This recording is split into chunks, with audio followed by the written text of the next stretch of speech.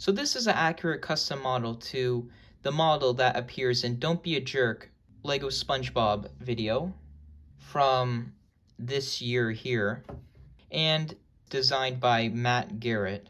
Such a iconic Lego brick film, and I love that video when I was younger. It really puts you in a festive mood. But I always wanted to recreate this model because there's no instructions for it, but it's such a good damn model. And he actually made a better version in this video here for another Lego SpongeBob brick film. But if you're interested in building this yourself, go into the description or the comment section is where you can get the instructions for this on my website, constructionsproductions.com. But going to the model here, I included these parts here because these are used in frames of the video where he's either blinking or his mouth is open or more closed. But he has his microphone that appears in the video, which is this build here. I made sure to use pieces that made sense for the time. Going to the SpongeBob here. In the video, you can see that it uses the old joints here, so I included that.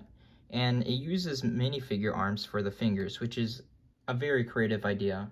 Mind you, a lot of these techniques would be very simplified now because there's more piece variety now. So some of these techniques are on the older side, which is such a timepiece. Like having this piece on the side here to attach this circular tile piece. And I like the usage of using these clip pieces for the eyelashes. And he uses a yellow goblet for its nose there. That's what it looks like inside. And that took me a long time to figure out what technique they might have used to attach the teeth on there. But removing the eyeball like that, and how I knew they used that technique in there is because in the video you can see it being built section by section, and you can see that the eyeball was built like that.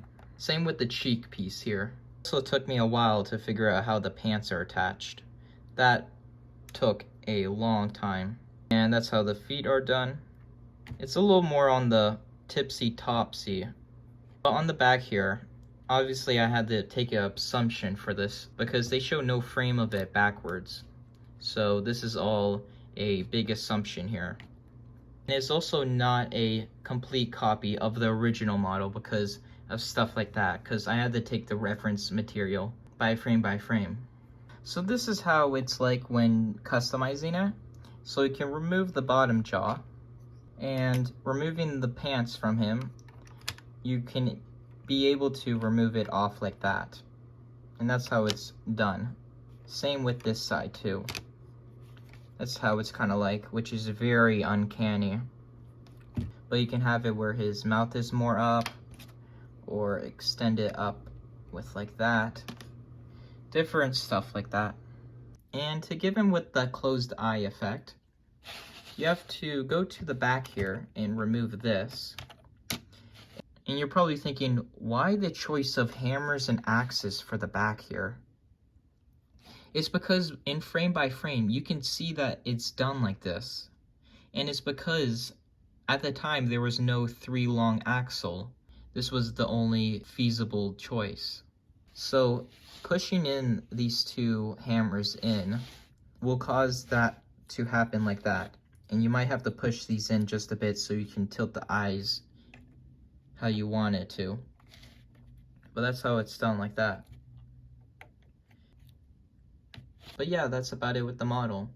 Like I said again, if you're interested in the instructions for this, it'll be in the comment section or the description. So yeah.